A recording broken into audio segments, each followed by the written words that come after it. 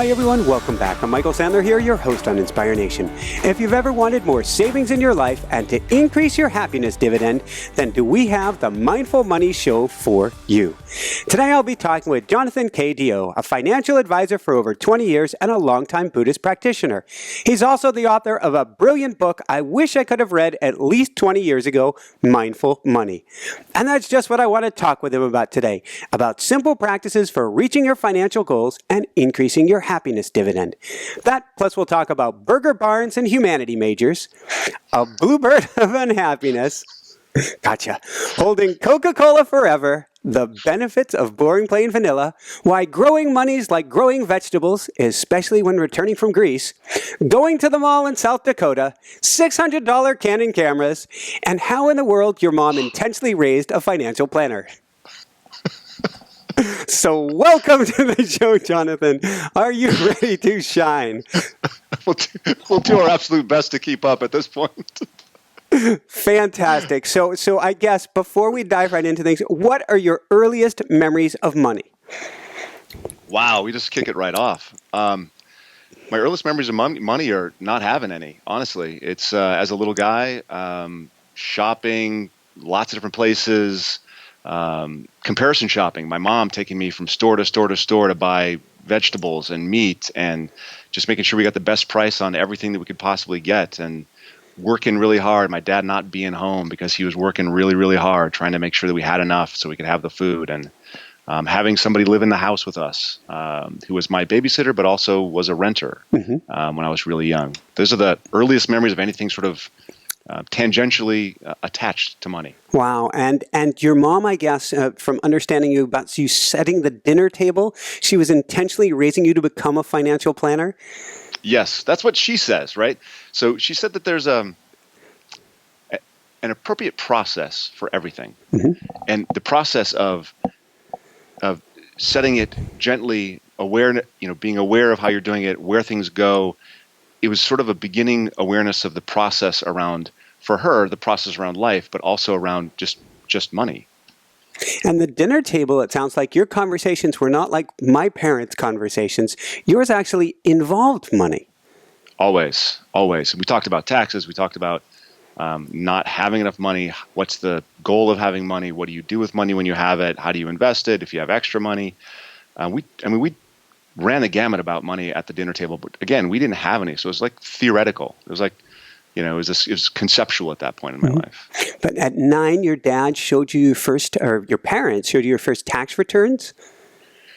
So sort of as this is why you can't have new skis, Jonathan. They showed me their tax returns. And at the same year, my dad, said this is maybe a kickoff for them to show me things, right? So they showed me their tax returns so I could see how taxes were paid. At the same time, they took me down to their broker, and I bought my first stock when I was 9 years old. I can't remember when I bought my first stock, but I remember my dad taking me to high school. I think it was 13 or so. And he was at that point, he was on a board for a bank. And he was telling me how exciting it was to be investing in this bank.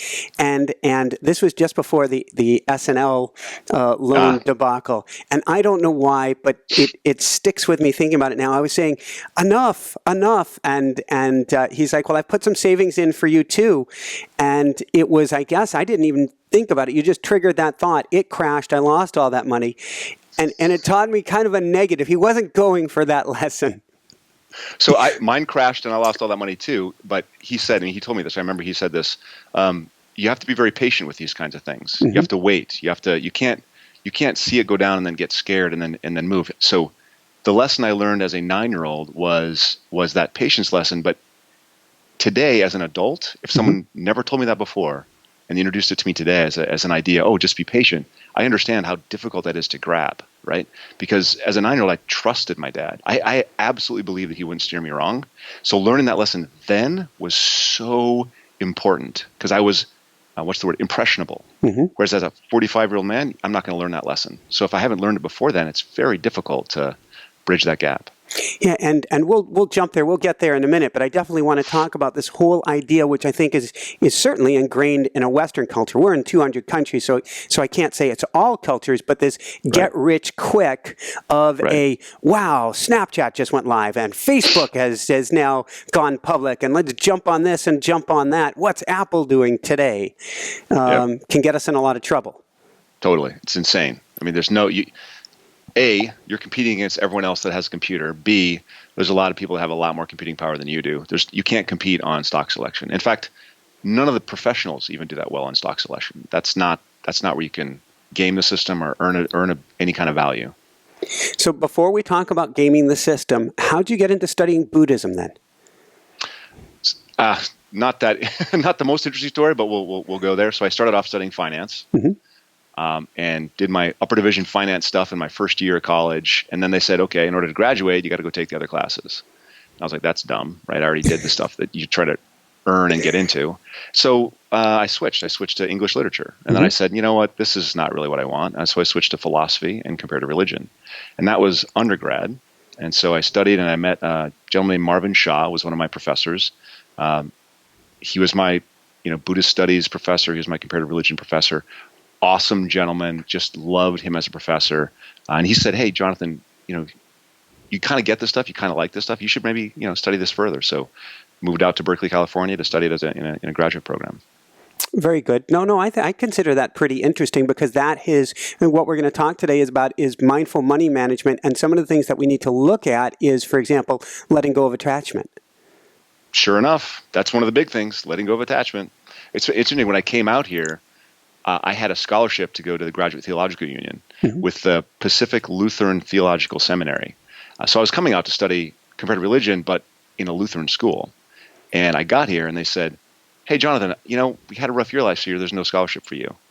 Oh, really? Well, I have my van out back. I've got everything I own in it. My new wife is there. We came here to go to school. They go, well, maybe you can go talk to some other schools and see if they'll have some money they can sort of fulfill this scholarship. I went, okay. And I went door to door to the other schools, and the Buddhist school said, sure, we can honor your scholarship. So I started studying the comparative religion in the Buddhist school instead of the Lutheran school. That's sort of the beginning right there. I love it. And this is an example of the money. Universe working through you and for you rather than to you. Exactly. I want to talk, though, about the 4 deliberate steps to money management. And first off, casting aside our illusions about what money can and can't do for us. True. Okay, let's talk about it. What can you tell us about it?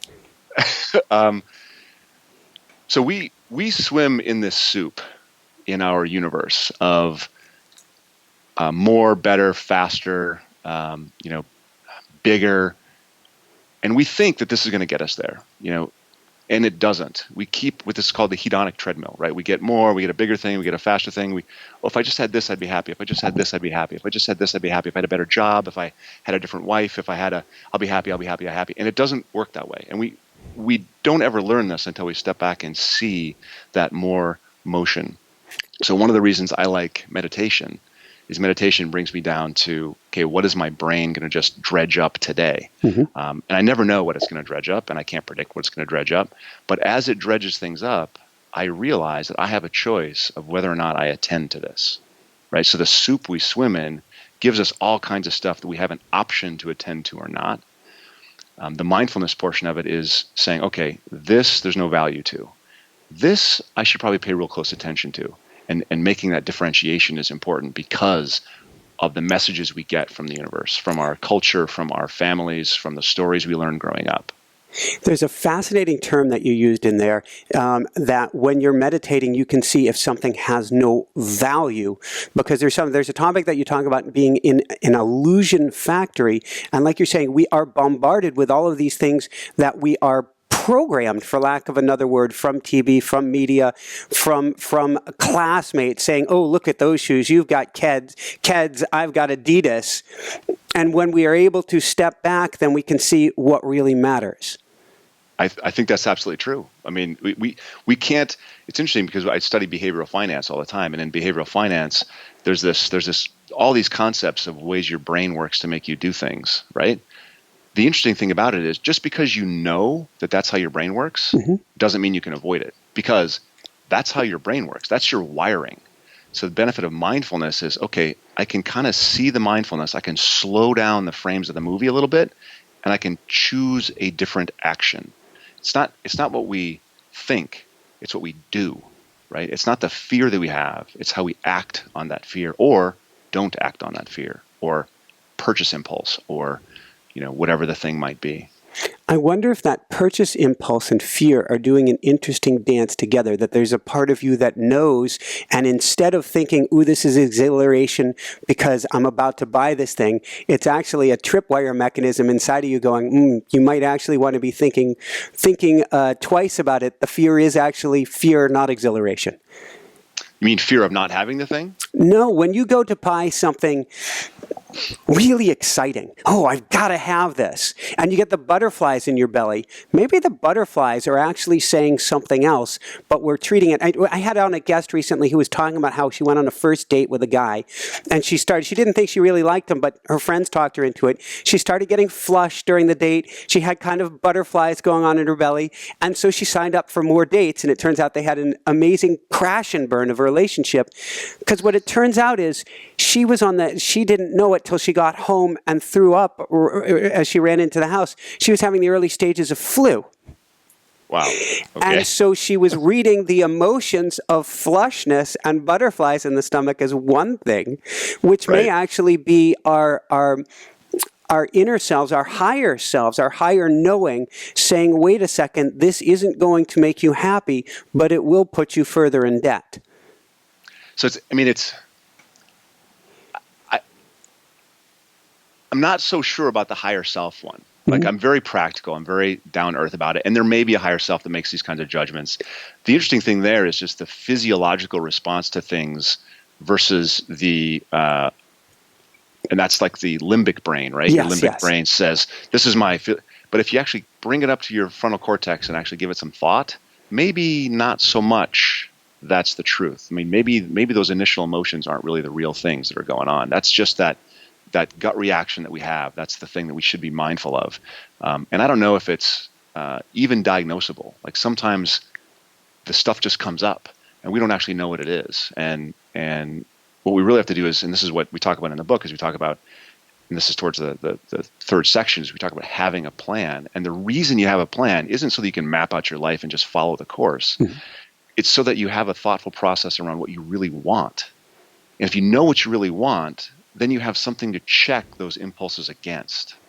And that's really the critical difference. It's a reference point. And reference points can change. It's not like it's locked in. It's just you're being thoughtful about what the end results might be. You might want to, have a retirement income. You might want to send your kids to college. And maybe this new pair of shoes or the solar panels on the house or whatever the thing is you're looking at right now, maybe that takes away from those things you said you really wanted. And so you can actually be thoughtful about those trade-offs. It's fascinating. Reading this book, it triggered a whole bunch of buttons for me. And going down this pathway, I was looking at my mom's the middle sister of three girls, and her older sister went on to a PhD and has earned a lot more money than my mother did, who earned her master's. Both are teachers.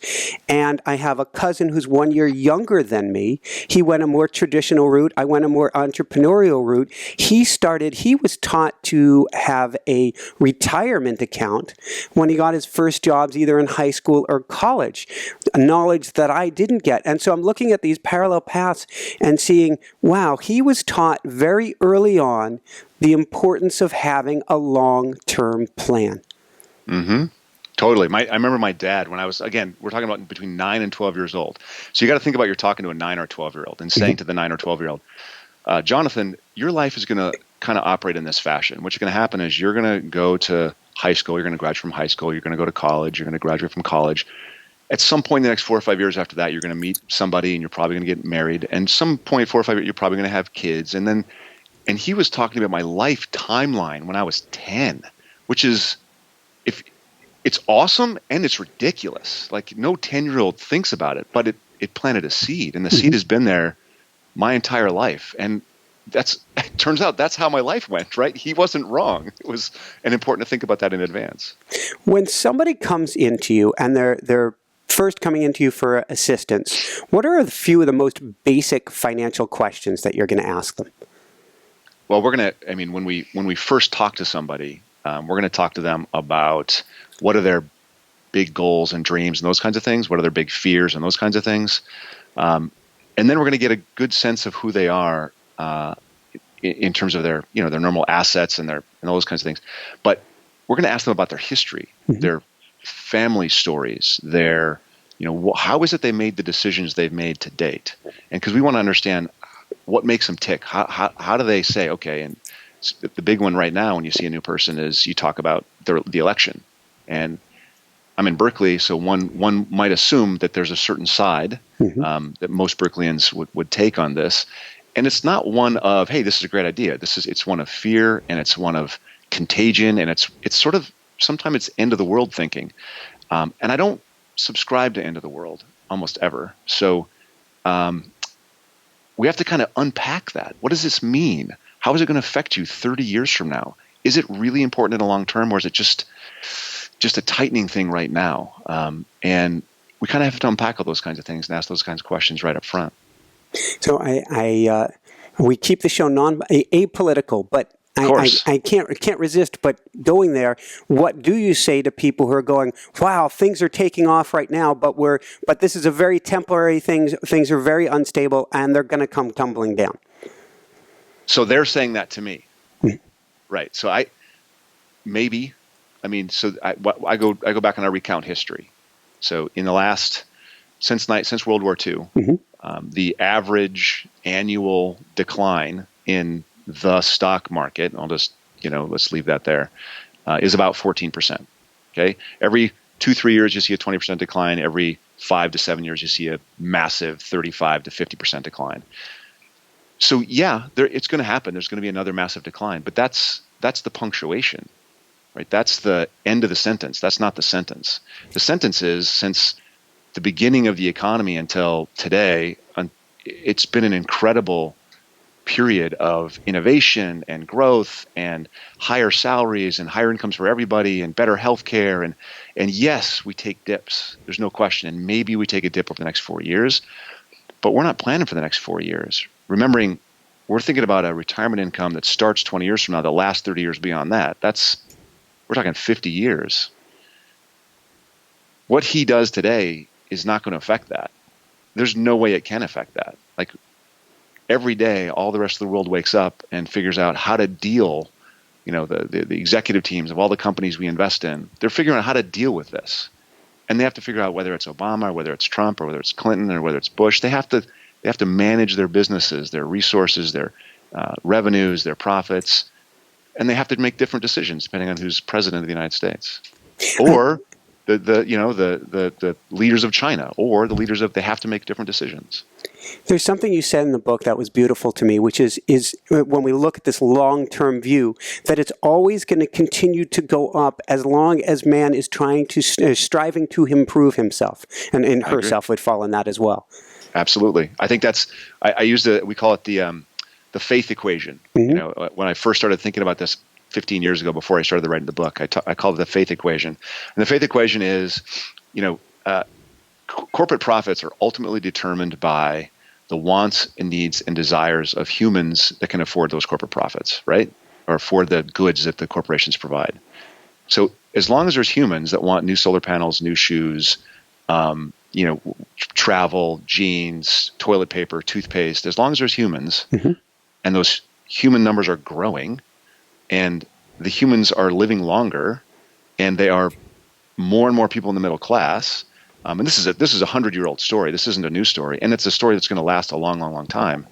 That the story of profitability of companies is not going to end. It can't end. It's philosophically impossible. Now, can I promise that next year it's not going to have a difficult time? No, I can't promise that. But I'm not thinking about next year. I'm thinking about, how does it work over a 20 and 30-year time frame?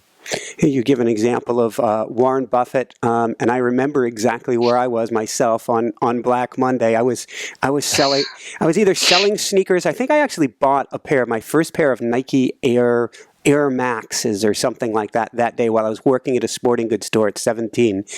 And you said he lost on paper $347, the keyword on paper, billion dollars that day. Right. Yeah. But he looked at it and went, wow, I have cash available. Maybe I should be buying now. Right. So, because on paper, that was just the market went down, but the market comes back up. And we spend a lot of time in media and with clients talking about the downside. But the long-term trend isn't downside. There is no graph that will show you a long-term negative trend anywhere in markets. It just doesn't happen. And the reason, faith equation. Yeah, it's. I don't remember when I was taught it, and I cannot attest to the accuracy of it. But I was told that when the Great Depression happened, the Rockefellers bought land because everything was on sale.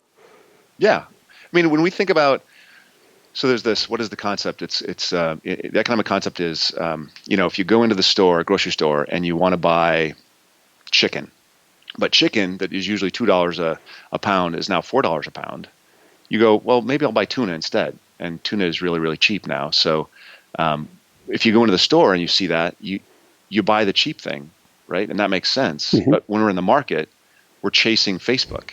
And we're chasing these things that are high price relative to their earnings. So high price relative to earnings is low value. Make sense? When I walk past, we have a multi-generational family here, and my wife comes from a long line of accountants. So her dad is watching, I don't know if it's CNBC or some ticker tape thing, is like, watch by in the kitchen, and I hear, this is a great buy. What I hear in my head, and I don't profess to be an expert, what I hear is, if they say this is a great buy, then everybody has already gotten in, and stay the heck away from it. It's probably, one probably has nothing to do with the other, honestly. It's like, all the folks in the media are, and this is what I'm doing today, right? We are all talking our book, mm-hmm. right? When you talk about somebody that's talking about buying, searching this investment or that investment, maybe they have a position in that, maybe they have something to gain from it. Maybe what they have to gain is notoriety, because the minute somebody says, someone that sits in a media chair or a financial pundit, the minute they say, I think this is going to happen, no one cares. It's when it happens, then everyone pays attention, mm-hmm. right? Everyone goes, oh my God, this person got it right. But they forget that there's 40,000 other predictions that were wrong in that same moment. This person got it right. Was that a skillful thing, or was that luck? Daniel Kahneman's great book, Thinking Fast and Slow, suggests that maybe it was more luck than skill. So we want to be wary of the gurus and going and investing our money with any one specific person who says, I've got the answers. Because there are no answers. No one has an answer. No one can predict the future. It's impossible. But again, faith equation.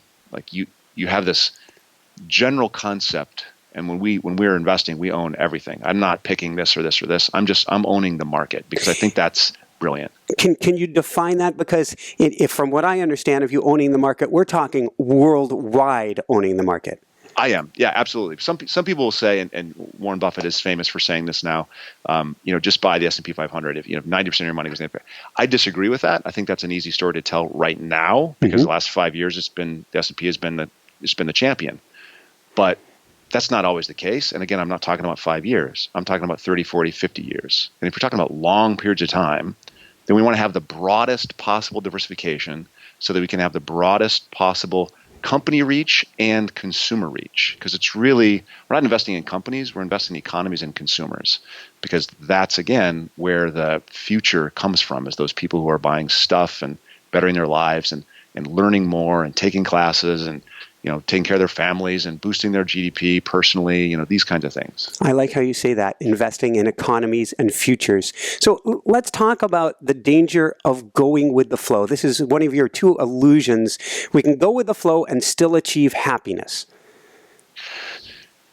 So let's unpack it a little bit. Yeah. So I have so many people that say, well, I'm just going to see what tomorrow brings. And that's fine. Like you can do that. But if you don't think about what you want tomorrow to look like every minute we're making decisions. And so those decisions are going to determine who we become, mm-hmm. who we will be in the future. And if you don't consider what you might want to become, who you might want to be in the future. And I'm talking about purpose and values and internal stuff. If you don't think about that, then you're just going to be affected without knowing it by whatever the fad of the day is, whatever the emotion of the day is, whatever the media says you should be affected by. And are people immune to this? When you ask them, they will say they're immune to this. But people generally are not immune to this. Like, this is, if you ask a room of people, how many people here are above average drivers? 90% of them will raise their hands and say, we're all above average. We all have this belief that A, we know what we want, B, we know how to get it. And there's volumes of research that says this is not true. You don't know what you want. You have to actually spend time to think about it. Otherwise, you're spouting what the world tells you you should want, or your parents suggested when you were 9 that you should want, or your coworkers actually they want, and so you sort of glom on because that's easier. It's habit, not thought.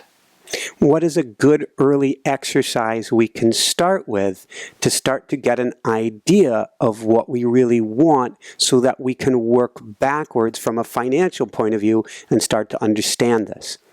So we talk about writing down the words that are sort of value laden for you, just the words. For me, I write things down like family, health, achievement, these kinds of things. Mm-hmm. You can think of whatever words you want that are important to you. Education, lifelong learning, these are all big things. And let's use achievement. So it's important to me. I mean, writing the book, running a business. It's important to me to grow individually, internally, and become a better person and learn more and hopefully educate more people. That's the value for me, right? Not everyone's going to have that. Some people are going to say, solitude, calm. They're going to meditate more. But if you don't write down the words, if you don't think about it and sort of bring that to the forefront, your life will just go where your life goes, right? So it's all about becoming mindful of what you want to be first, and then building your life on top of that mindfulness. What does boring plain vanilla have to do with anything?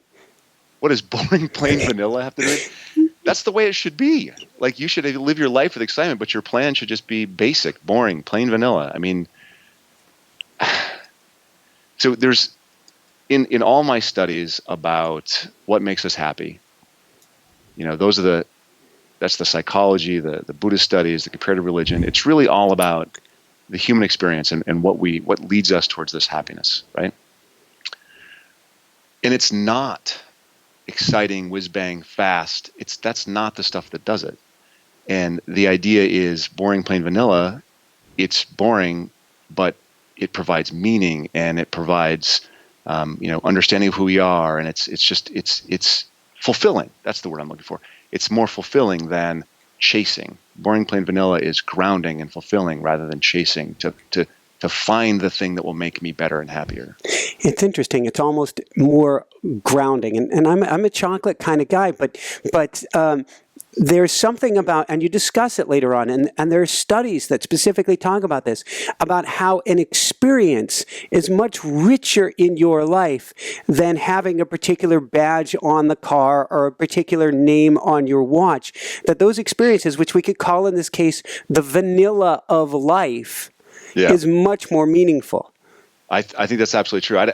This being said, the badge on your car, I have a client who is a race car driver, like a stock car driver. He doesn't have a Formula One car or anything like that. But for him, automotive things and car things are his thing, right? So he's trading off the big vacation and the big house, and he's just focused on cars because that's his thing, right? So there's nothing wrong with having a badge on the car.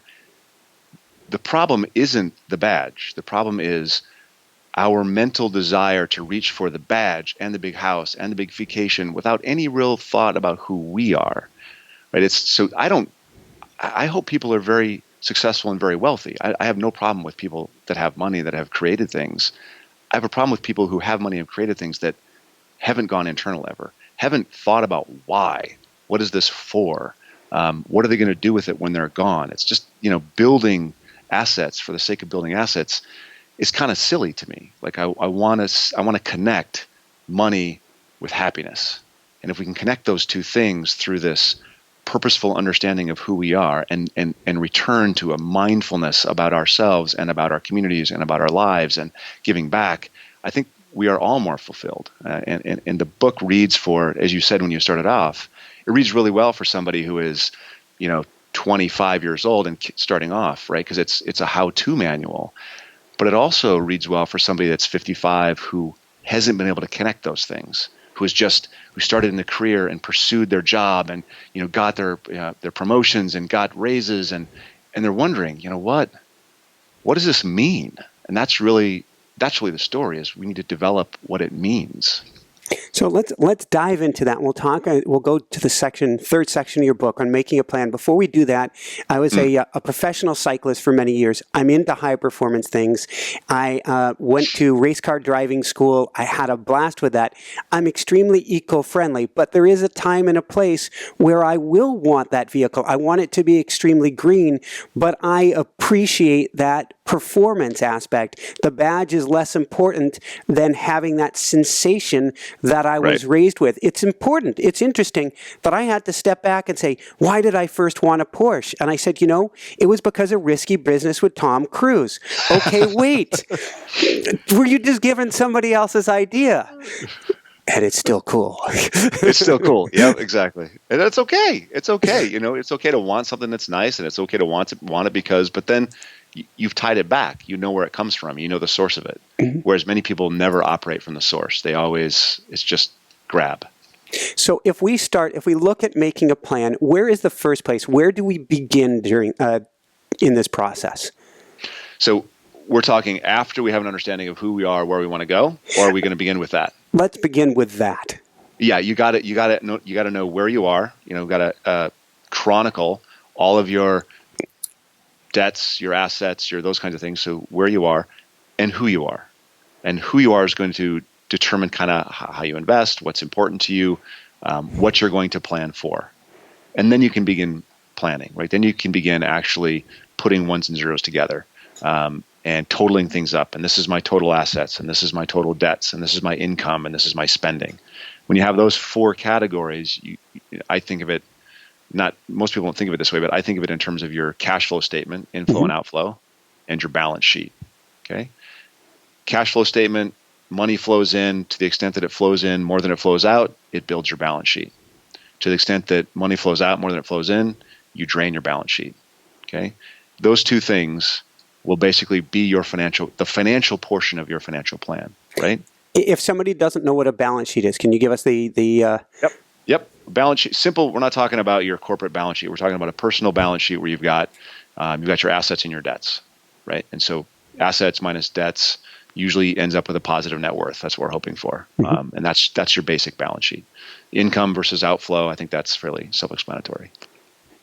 So going from there, we get a understanding of this, and as you joke later in the book, that our favorite river in Egypt is not the way to go with this. Denial, correct.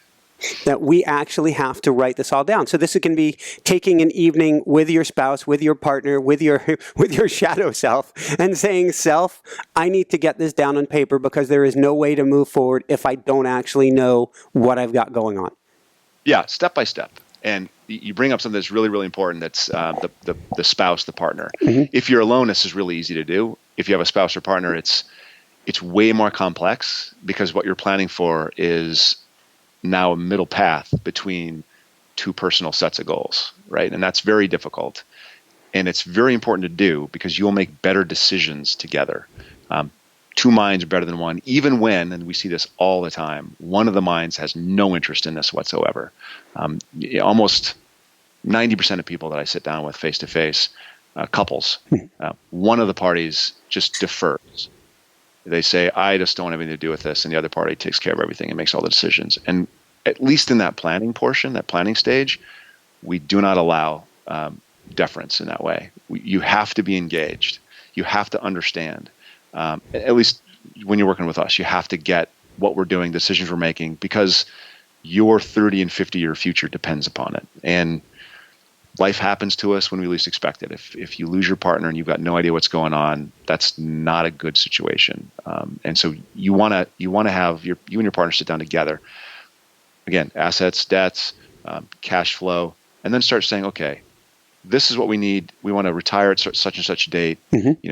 What kind of income do we want at that point? And we can talk through how to think about that pretty easily. Are we going to have kids? What are those kids going to be? Private school, public school, college? How, are they going to be expensive? How expensive? Vacations? Are we going to buy a car every 5 years, 10 years, 20 years? How are we going to manage that process? How often are we going to buy a new road bike? Those kinds of things.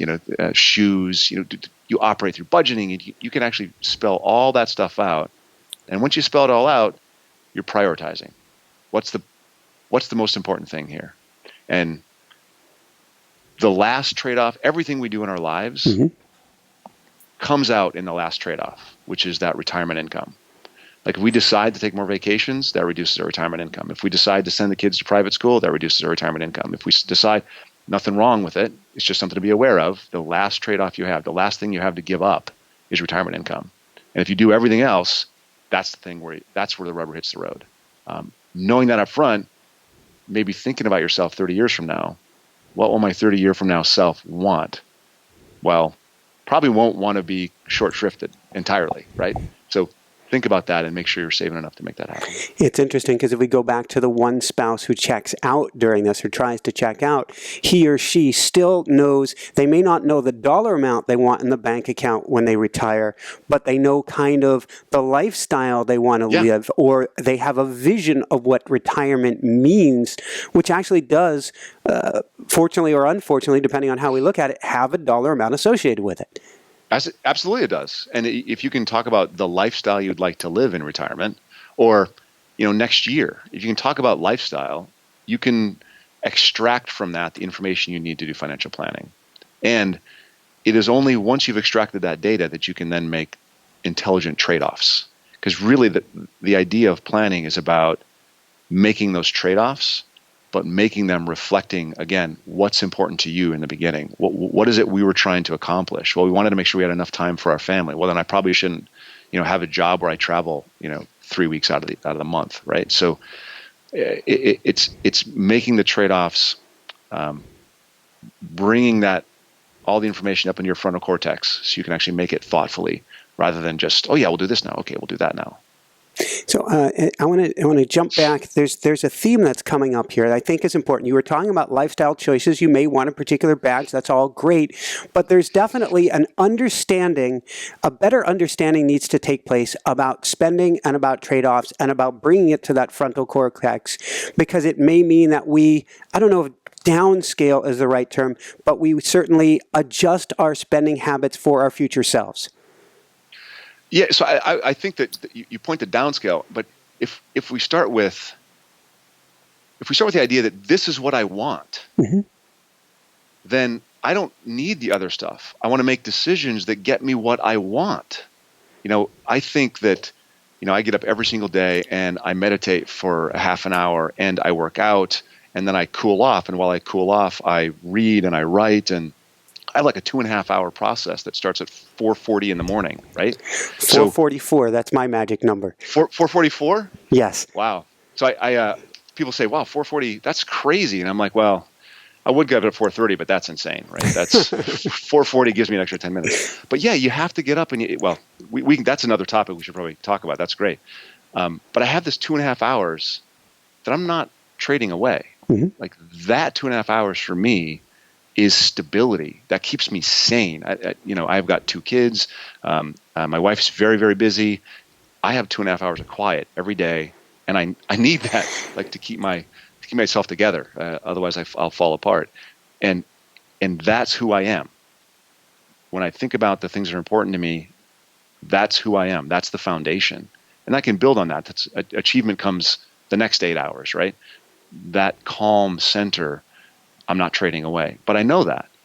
And so having thought about it and having understood that, I can always protect that 2.5 hours. That's a priority, which means, what does that mean? That means I'm not gonna have a job where I have to commute a long, long ways to, because it digs into that time. Like I'm not gonna, I've made the trade-offs. I don't even think about what it is I've given up now, because it's such a locked in thing. Well, you have 2 kids. You want to actually see them growing up, and so that's been a choice that you've made. Oh, no question. And that's the other thing, that the 4:40 start time means my 2.5 hours ends about the time when they're trying to, get up and start doing things, so I can hang out with them every morning, which is a nice thing. Have breakfast with them, chat with them, talk about their day, those kinds of things, which, not everyone gets to do that, which is really nice. Awesome. How do we start to develop that vision or that picture of what we call, we'll put in quotes, a perfect life? Well, if we do this, it's deep into the book, right? So we start with that list of words, and then we sort of pick the 6 words that are the most meaningful to you, that really come from your heart. Take those 6 words and put them on a list, and these are your 6 most. These are the things that are most important to you. And then you can take those and sort of work them into, if my life was built around these 6 things, what would it look like? So, okay, I say achievement's important to me. I say that meditation is important to me. I say health is important to me. Am I doing things in my life? Am I spending my time, which is my only limited resource? Am I spending my time to support my achievement, my meditation, my learning, my calm, and my health? Or am I chasing my tail all day long? Does my time spend reflect those values? If it doesn't, then you're going to start changing how your time spend, and start building some of those values into your time spent. Slow process for sure. Thank you. I want to go back to markets and investing briefly, and then we're going to come back to this section here. Can you define for us, there's a term that's thrown around a lot, and it often makes us jump back out of investing, volatility. Well, volatility is just simply the zigs and zags that markets give us. And everyone thinks about volatility. Everyone likes upside volatility. Volatility is just the zig or the zag, right? Everyone likes that volatility. No one likes that volatility, right? It's all a measurement of movement around a center. That's volatility. Now, I don't know if you're getting to this, but what it is not is risk. Thank you. Yes, exactly. Right. So we popularly define volatility as risk. And it's largely because the measures of volatility are standard deviation and beta, and these are ways that statisticians and Wall Street measure volatility. And so they're really easy to say, this is volatility. High ups and downs. Yeah. Yeah, big ups and downs, right? That's volatility. And then beta is a measure of relative volatility. So this is more than this, right? So there's a relative volatility. And Wall Street and financial press says that is risk. That is a bad thing. Okay. And we take away from that, okay, then we should probably avoid that. And we build our plans around not suffering that. And times like the Great Recession, right, are people that come out of their first investments happening during the Great Recession have a similar psychological makeup to people coming out of the Great Depression. In other words, they come out saying the percentages of equities, the volatile stuff, stocks, the percentages of equities that people owned coming out of the Great Recession was low relative to what it was in like 2001 or 2003, or when markets weren't as crazy. Okay, and the reason that's important is it's the equities that provide you the long-term return. Please explain more in equities for people. Stocks, equities, stocks, shares of the best companies in the United States and the world. So it's owning those pieces of the companies. Because think about this. If I loan money to a company or to a government, I'm going to get that money back. If I loan $1,000, I get the $1,000 back. I get a little interest between now and then. That interest is eaten up by inflation. Okay. If I invest, buy a share of stock in a great company, then I own the earnings that the executive team and all of the employees create for that company for as long as I own those shares. So if those earnings go down, which is possible, the value of that thing that I own might go down, right? So I don't get stable value. I get long-term value. I get a developing company that's producing widgets or services and selling those. Maybe now it's just in Ohio, and then it grows across the United States, and then they start doing something in Europe, and then they start doing something in emerging markets, right? So I own something that has the capacity for growth. Whereas if you have a piece of fixed income, there's no capacity for growth, right? It's just you're guaranteed. So that's safe in parlance, right? Not risky, not volatile. However, the thing that it doesn't do, the fixed income, the bond, the thing that's guaranteed, is it doesn't beat inflation, right? So the lion of inflation slowly erodes the value of bonds over time. Yes, they're stable, but they don't provide an income that you can't outlive. They provide an income that you will outlive. So to the extent that you can suffer the short-term volatility of equity, stock, shares in the great businesses of the United States and the world, to the extent that you can suffer that volatility, you'll have a greater long-term return. That's what you need for that income you can't outlive. If I try to translate that, what that means is if you put money basically in the bank or something that's quote unquote guaranteed, and there is no truly such thing, that you will outlive the interest, that it will be losing money at a safe rate rather than making you money. You have to be willing to put it someplace where you're going to hang in there for a while, and you will see, because historically there's no such thing as the market is in the positive, so it's always been in the positive. There has never been a negative Dow, for instance. It will continue to climb if you hang in there over time. That's it. Yeah, and so the issue is the behavioral issue of hanging in there over time.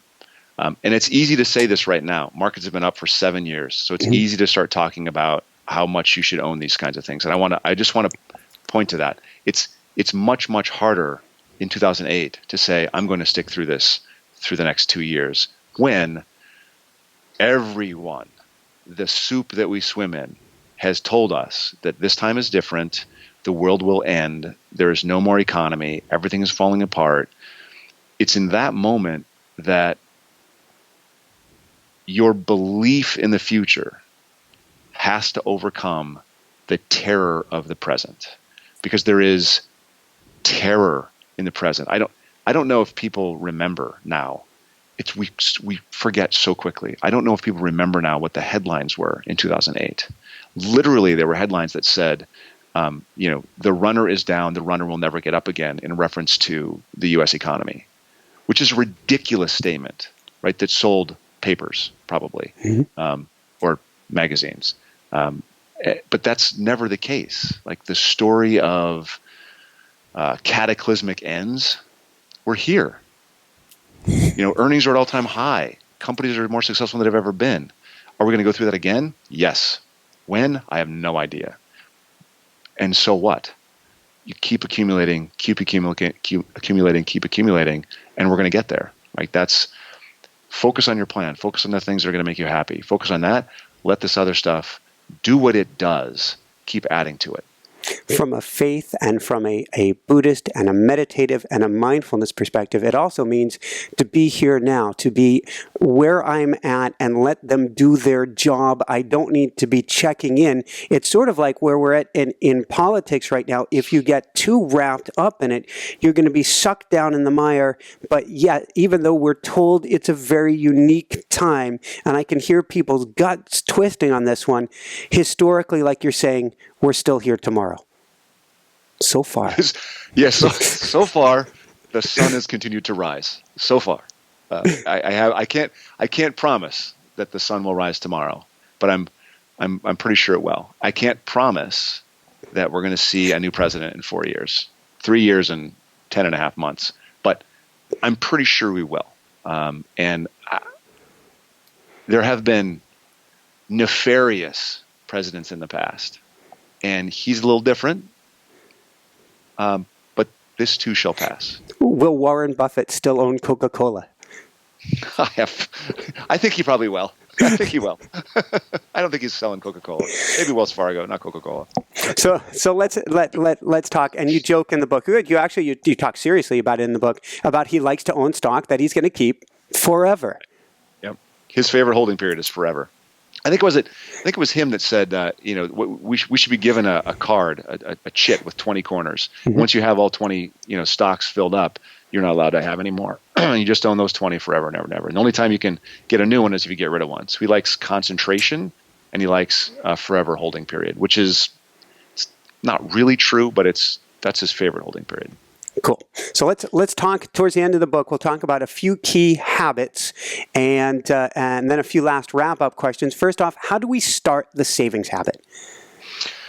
You just do it. Start with $5. I mean, hopefully you have a company that has like a 401k or one of these kinds of things. And if you have that, you can just sign up for the 401k and it goes in there. If you don't, it's a little more difficult because you actually actively have to shift money from one account to another. Okay.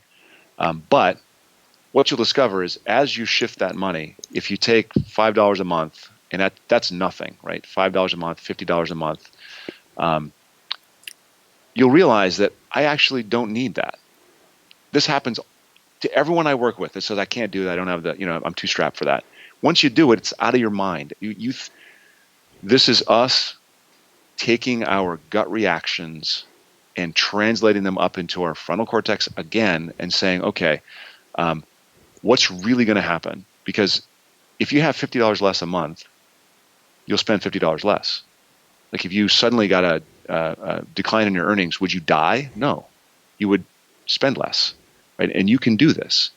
And then you say, okay, I'm fine. Then you boost it a little bit, and you boost it a little bit, and you boost it a little bit. Now, in the 401k world, you can actually automate this process, and the automation of the process is incredibly powerful. When you sign up, you have someone that's signing up for their 401k for the first time. They can say, you know what, I'm pretty strapped, right? I'm just tight. I can't commit 10%.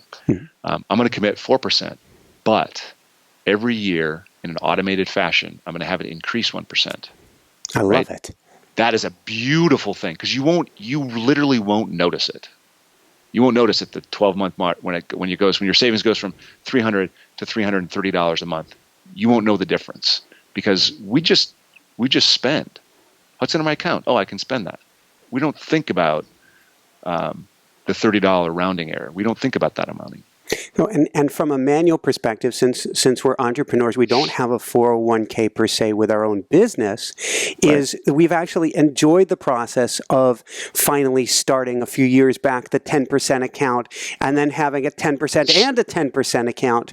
And then there's always, even if we feel bootstrapped since it's our own business that we're growing, that money becomes the non-touchable. We find a way to bootstrap with the rest. And it gets to this next thing. It makes you feel better. You're gaming your money, but not in a risky way. But then you also have what you talk about next, an emergency fund. Oh, absolutely. So this is what you're saving into originally.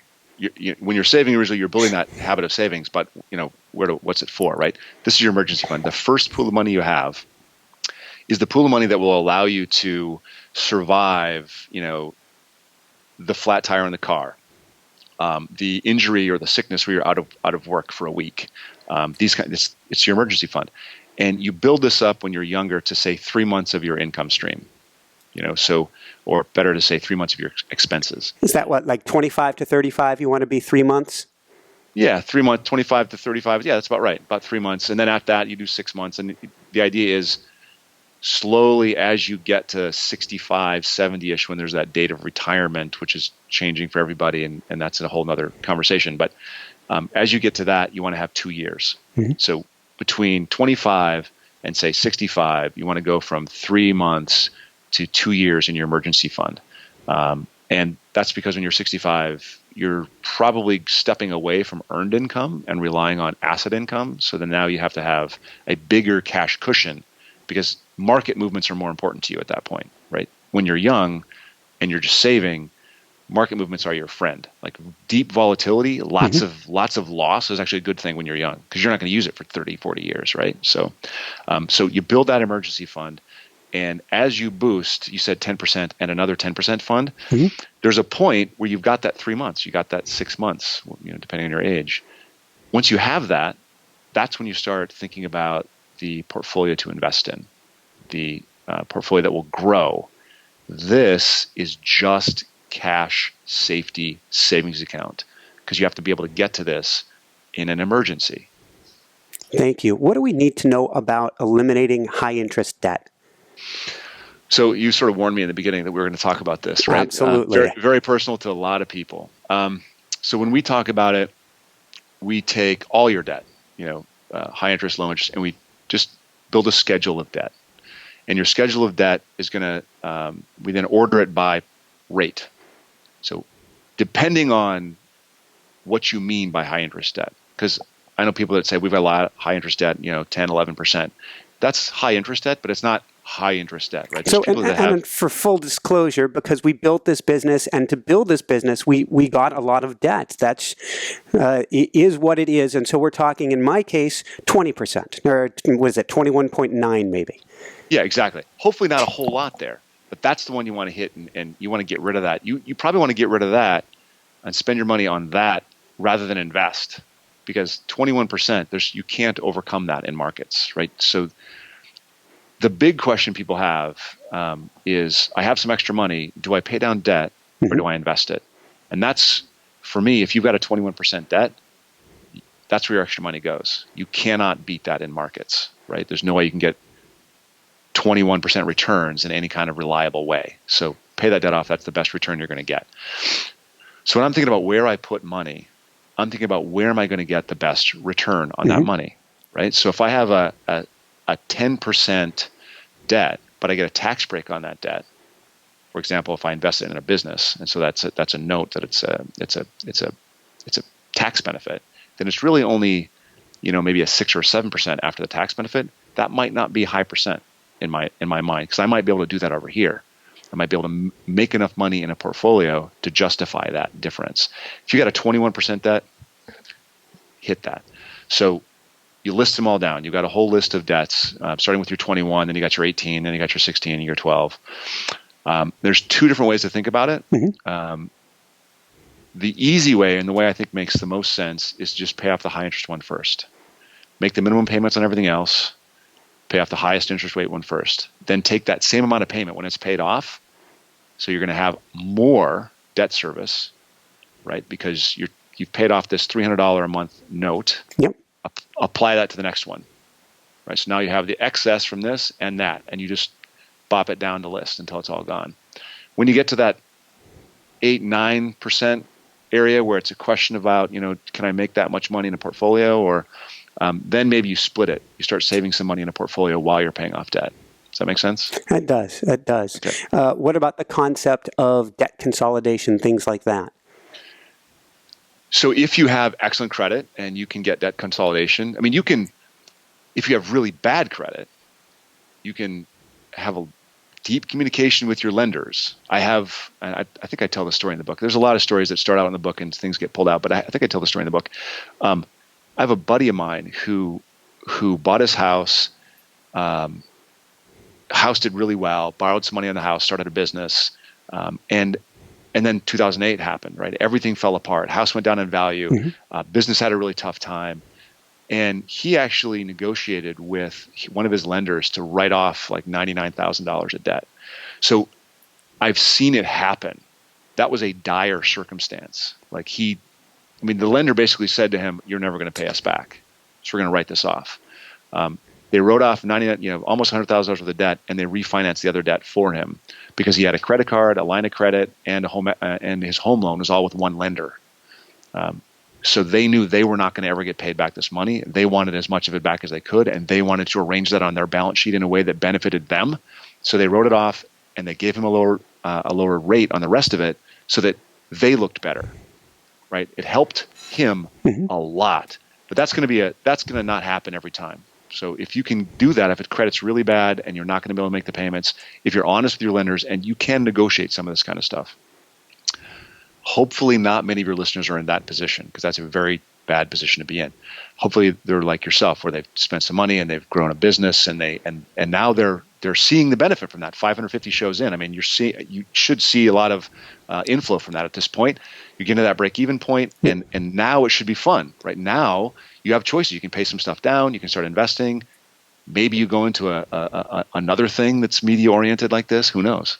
Well, that's it. It's become a game of chess, and we're trying to figure out all those pieces, and we're trying to at the same time. We don't need to go there for this show, but it's in our mind, and our audience is hearing us talking about it a lot, which is how do we get out of now the industrial age mindset of trading our hours for dollars, and let's look at Can we pull back? Can we get more books written because we have a gazunga audience now? What can we do so that we can use our resources? And this is actually a very big mindful process of taking the step back and visualizing and really playing the game, which is what you're talking about. You have some brilliant exercises for doing it in the book.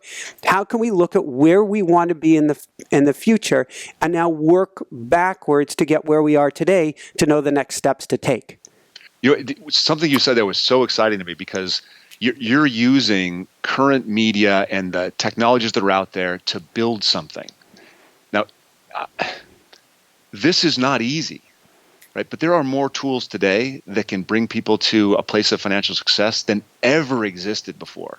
It is ridiculous how absolutely awesome and powerful the internet is for an entrepreneur.